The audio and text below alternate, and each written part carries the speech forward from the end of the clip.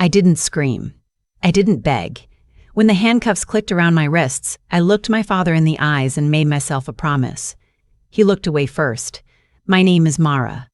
I was 31 years old the night 2 federal agents came to my door with a warrant and a story that wasn't mine. I had a half-eaten bowl of pasta on the counter, a contract deadline in 12 hours, and absolutely no idea that my brother-in-law had spent the last 8 months building a cage with my name on it. I know how that sounds. Everyone says they didn't know. Everyone says they were blindsided. I'm telling you the truth anyway. My husband's family had money the way some families have religion, quietly, constantly, and with the absolute certainty that it made them better than everyone else. The Ashworths had been in commercial real estate development in the Dallas area for 3 generations. His grandfather started it. His father grew it. And by the time I married into the family at 27, his younger brother Derek had been circling the CEO seat like a shark that hadn't eaten in years. I wasn't supposed to be a threat. I was an architect. I had my own small firm, my own clients, my own reputation that I had built from absolutely nothing after graduating from UT Austin with student loans I was still paying down. My husband, I'll call him Thomas, he loved that about me. He used to say I was the only person he'd ever met who didn't want anything from his family. He was right. I didn't want anything from them. That turned out to be exactly the problem. Thomas brought me into the family company 3 years into our marriage. Not because I asked, but because the company had won a major municipal contract to redesign a section of downtown Dallas, mixed-use residential and retail, and they needed a licensed architect with a clean professional record to serve as project lead. Derek couldn't do it. He had a business degree and a golf handicap and about as much design sense as a parking garage. Thomas asked me. I said yes because I loved my husband and because the project was genuinely exciting and because I thought, naively, that doing good work would be enough. I signed on as a consultant at first. Within 6 months, I was effectively running the design and compliance side of the entire project. I documented everything, every meeting, every revision, every email where Derek overrode my specifications on materials to cut costs. Every time I flagged a concern and got told to relax that he'd handled it, that I was being paranoid. I was not being paranoid. What I didn't know, what I couldn't see from where I was standing, was that Derek had been routing project funds through a secondary vendor account for almost a year. Small amounts at first, then not so small. The city's money, the taxpayers' money. Moving through a shell company he'd set up with a college friend and landing somewhere I still don't fully understand, even now. What I did know was that the structural subcontractor Derek had switched to, without telling me, without getting my sign-off, which was contractually required, had a history of using non-compliant rebar specifications in residential builds. I know because I found out on a Tuesday afternoon and spent the next 3 hours pulling permits and reading inspection reports until my eyes hurt. I sent Derek a written notice that same night. I copied Thomas. I flagged it formally through the project management system. I wrote, "This is a compliance issue that requires immediate correction. If this is not addressed by end of week, I am obligated by my licensure to escalate to the city." He read it. I have the receipt. He didn't fix it. He started building his exit strategy instead. 2 weeks later, the city's fraud division received an anonymous tip. The tip named me as the architect who had falsified compliance documentation to cover cost-cutting measures she had authorized. It said I had backdated inspection records. It said I had a financial arrangement with the subcontractor. Every single word of it was Derek's work. I know that now. I know it the way I know my own handwriting. At the time, all I knew was that 2 men were at my door on a Thursday night with a federal warrant, and my father-in-law was on the phone with Thomas while the agents walked through my home office and took my laptop and my external hard drives and the folder I kept in my desk drawer with every project document I'd ever printed. Thomas stood in the doorway of the office and watched them take my things. He didn't say anything to stop them. He didn't say anything at all. His mother called while I was being walked to the car. I saw her name on my phone screen in the agent's hand before they put it in an evidence bag. I wondered for just a second if she was calling to say there had been a mistake. I stopped wondering that pretty quickly. The thing about being accused of something you didn't do is that the mechanics of it are almost interesting, in the way that a car accident is almost interesting while it's happening. You watch the pieces move. You note what's real and what isn't. Some part of your brain stays very calm and very cold and just watches. That part of me saved my life. I was charged with fraud, falsification of government records, and conspiracy. My bail was set at an amount that my own accounts, frozen pending investigation, couldn't touch. My father-in-law posted it. I understood, sitting in that county jail for 36 hours before the bail came through, that he hadn't done it out of love. He'd done it because having a daughter-in-law in county lockup was bad for the family's image. Thomas picked me up. He drove me back to our house. He sat across from me at the kitchen table and said, "Derek says there are emails." I looked at him. Derek fabricated emails. He said, "Mara." Just my name. Like it was a question, like he wasn't sure anymore. I want to be fair to Thomas because I spent a long time being very unfair to him in my own head. He wasn't malicious. He wasn't in on it. He was a man who had spent his entire life trusting his family's version of reality, and when his brother's version and his wife's version collided, he froze. He chose the one that hurt less, the one that didn't require him to blow up everything he came from. He chose wrong. But I understand why. I moved out 2 weeks after my arrest. I couldn't stay in that house with someone who looked at me like a math problem he couldn't solve. My sister let me sleep in her second bedroom. She had a pull-out couch and a toddler and a husband who worked nights, and she never once made me feel like a burden. I don't know how to explain what that kind of loyalty feels like when everything else has caved in. It's like finding one solid wall in a building that's falling. I got a public defender at first.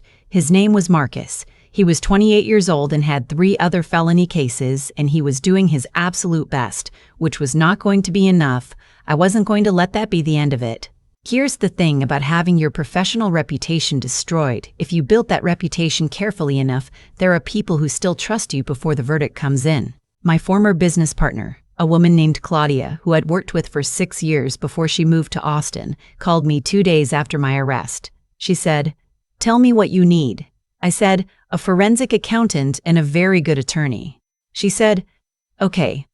I don't know how she managed it. I know she called in favors. I know she talked to people who owed her things. Within 3 weeks, I had a defense attorney named Patricia Okafor who had spent 15 years in white-collar criminal defense and had a voice like a judge and eyes like a forensic scanner. She sat across from me and listened to everything without interrupting, and when I finished, she said, "You documented." I said yes. She said, "How much?" I said everything. She looked at me for a moment. Then she said, "Good." What Derek hadn't counted on, what I think no one in that family had stopped to consider, was that I had been keeping a personal backup of every project document since the beginning.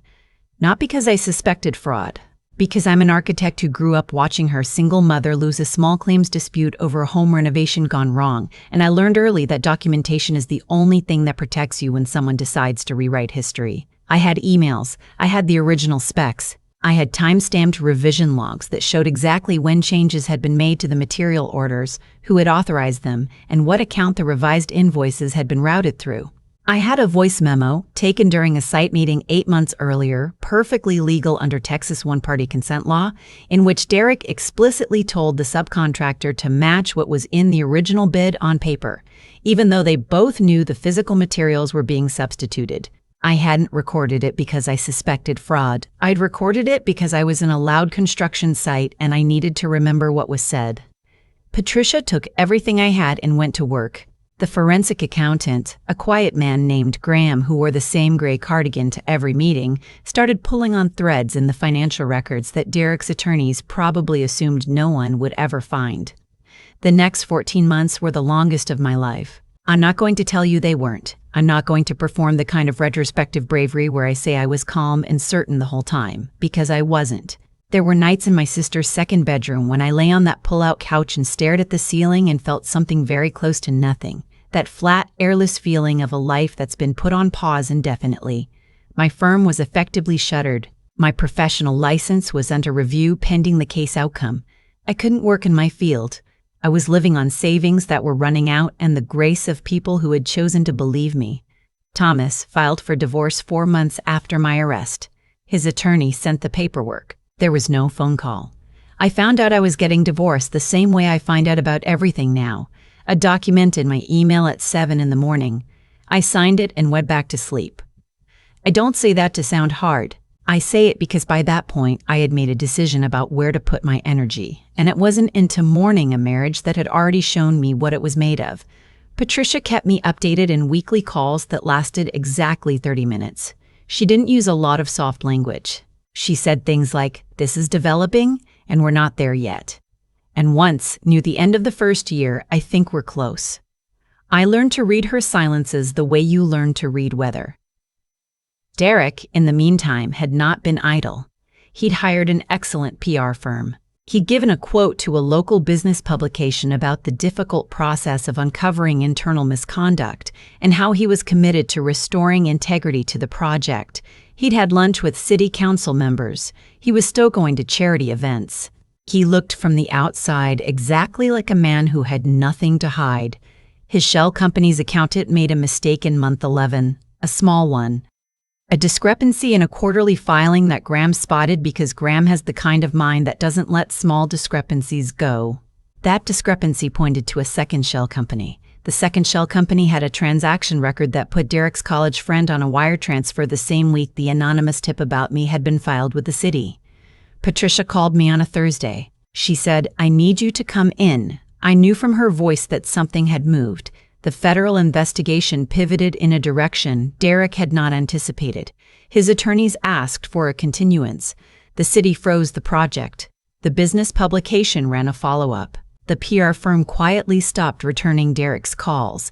I remember the morning it became public. I was sitting in my sister's kitchen drinking coffee, watching my niece draw something incomprehensible on a piece of construction paper. The news alert came through on my phone. I read it twice. Then I put the phone face down on the table and finished my coffee. My niece looked up and showed me her drawing. A house. A sun. Stick figures in front of both. "That's us," she said. I said, "I know, baby." Derek was indicted on 8 counts of federal wire fraud, 2 counts of conspiracy, and 3 counts of falsification of government records. His college friend took a plea deal within 2 weeks. Derek's attorneys, the expensive ones, went very quiet. My charges were dropped 4 months later, all of them. Patricia called me at 6:47 in the morning because she knew I'd be awake. She said, "It's done." I sat with that for a moment. I didn't cry. I had expected to cry. Instead, I just felt the particular silence of a weight that's been gone so long you'd forgotten what it felt like not to carry it. The state of Texas has a wrongful arrest compensation process. I filed. Patricia handled it. The number that came back wasn't life-changing, but it was real and it was mine, and it was the government acknowledging in the flat language of official documents that what had been done to me was wrong. The city eventually restarted the project with a new developer and a new architect of record. I wasn't asked to come back. I didn't expect to be. The important thing was that the project would be built correctly, with the right materials, the right inspections, the right records.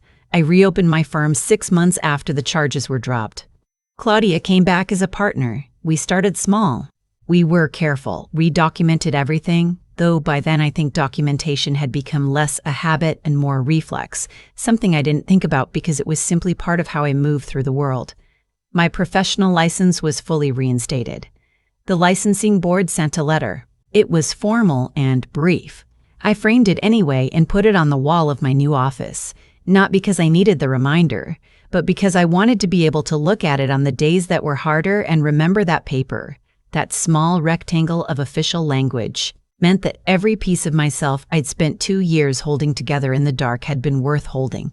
Thomas reached out once, about a year after the divorce was finalized, a text message. It said, "I'm sorry, I know that isn't enough." He was right, it wasn't enough. I didn't respond. I'm not telling you that because I want credit for being strong. I'm telling you because I spent a long time thinking that not responding made me cold, made me someone who couldn't forgive, made me harder than I wanted to be. I've come to understand that there's a difference between forgiveness and re-entry. I forgave Thomas in my own way, in my own time, in a process that had nothing to do with him and everything to do with me. I didn't let him back in. Those are 2 different things, and I think the world would have women like me believe they're the same, so we'll keep opening doors that should stay closed.